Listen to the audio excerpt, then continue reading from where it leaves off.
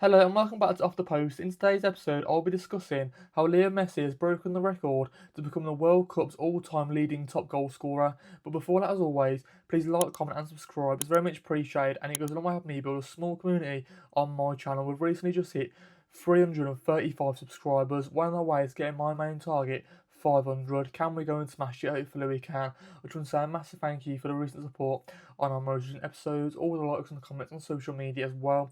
Definitely going noticed. And yeah, let's just get straight into the episode, shall we? Now, Argentina beat Austria 2-0 in yesterday's match, and honestly, this game was all about Leo Messi, wasn't he? He was dominant from start to finish. He got two goals, didn't he? Of course, missed the penalty in the opening 5 to 10 minutes, and that was very unfortunate. But the Argentinian fans went ballistic. There was in full support. There was in disbelief, wasn't they, when they saw Leo Messi break the record to become the all-time World Cup top goal scorer. Okay, he beat Miroslav Klose's, obviously the former Germany striker's record of scoring the most goals in the World Cup, which was 16. Leo Messi has now scored 18 goals in all competitions in all World Cups in all World Cups. Okay, honestly. He's the main goat for the reason. He's the best player in the world for a reason. He's a genius.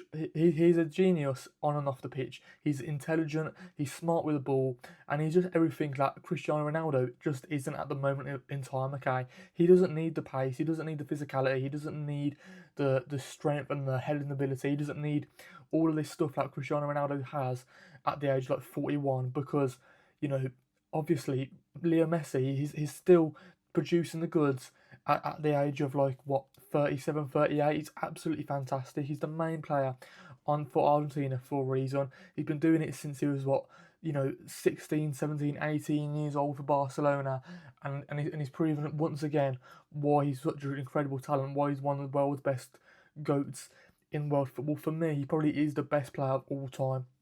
He just continues to break record after record after record. I think the main difference between, a Leo Messi and a Cristiano Ronaldo is that obviously one player is holding his team back in Cristiano Ronaldo, and the other is uplifting them and making them better and making them, contenders for that World Cup trophy. Okay, obviously, he finally won he finally won his first World Cup last competition in 2022, and now he's going on again and potentially doing it again in this tournament as well. You got to think to yourself, Leo Messi is an absolute goat, isn't he?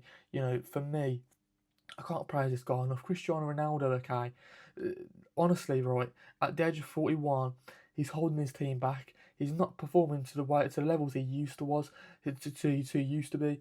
The drop off is so significant with Cristiano Ronaldo, okay. When you compare the two players between Leo Messi and Cristiano Ronaldo, like I just mentioned, one team is uplifting them, making them better, making them contenders, and the other player, Ronaldo, is holding them back dramatically. You can see it in the style of play and the philosophy that Roberto Martinez wants to play.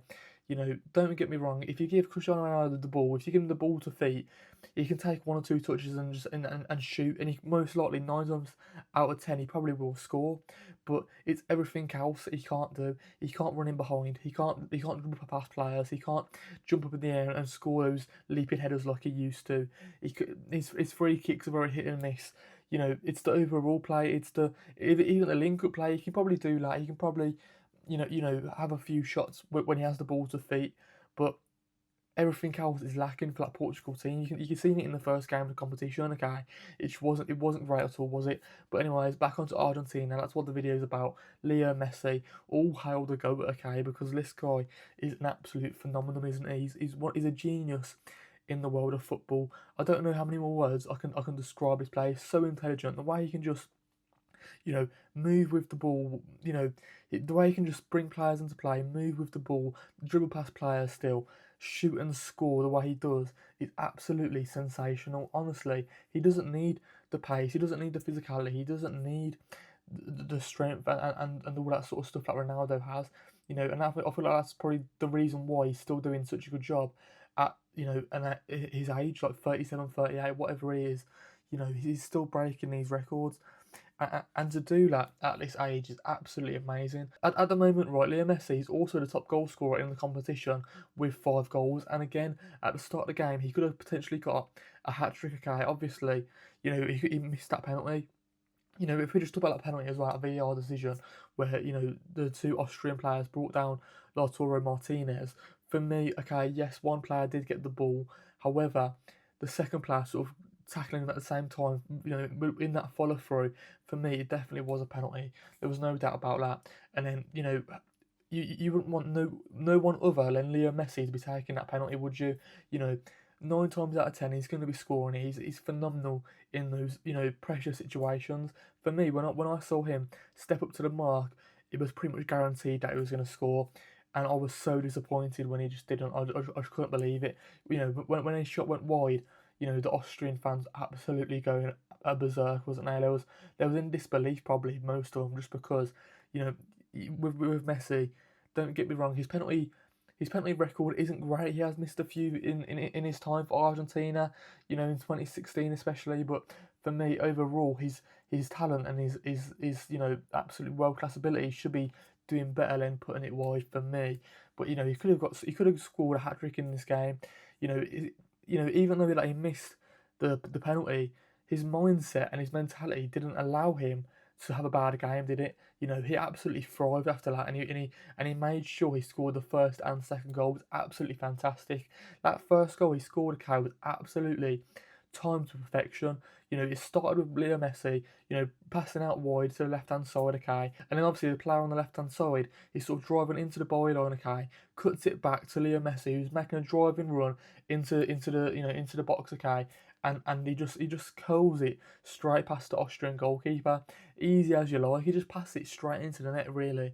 And when you think about this goal, it started from Messi and it ended in Messi, and this is what Argentinian fans are going to miss once he does retire from international football, once he does retire from football in general, because he's a legend. He's an absolute goat. He's one of the best players of all time. Probably my top player of all time as well. I've watched on a football pitch at least, anyways. And for me, you know, why was nobody tracking him? Why was nobody following him? He was in acres of space. He was literally just ball. What Messi was literally ball watching, timing his runs to perfection. But nobody. There was like 5 yards between him and the and the Austrian midfielder or defender, whoever it was. There was 5 yards between them, and he just didn't track his man. And if you did, you probably would have stopped him. I generally would have, because at the same time, it just made no sense. If Leo Messi's going to get an opportunity like that, he's gonna bury it. So yeah, that's where the first goal came from, and then obviously he scored the last second goal. He scored the second goal in the last minute. I want to say the 91st minute. I'm pretty sure. And again, this goal is absolutely fantastic from Leo Messi.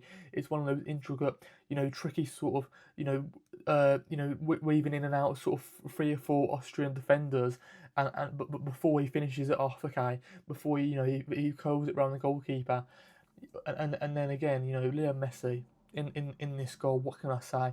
I feel like this video has just been praising my main goal. I think I'm just lost. I've run out of words to describe them, to be honest. It just goes to show why Argentina are contenders for the World Cup. It shows why Argentina have been absolutely sensational. And when some of their players haven't been playing that great, in Latino Martinez didn't have a great game, you can bring on the likes of Julian Alvarez, who again he's had a fantastic, you know, season with Atletico Madrid. We don't know what's going to happen with him. Is he going to get signed to like a Real Madrid potentially? Probably not.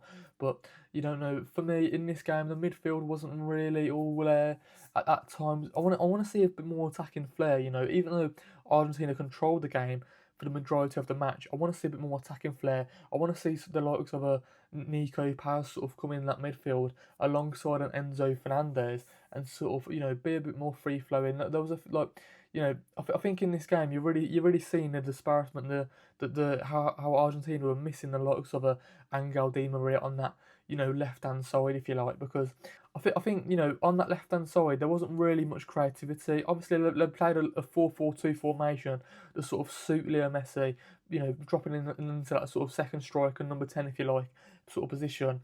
But on that left hand side, having, is it Almeida, the left winger, for me, he isn't the same level as someone of the likes of a, what's it called, an Angel Di Maria.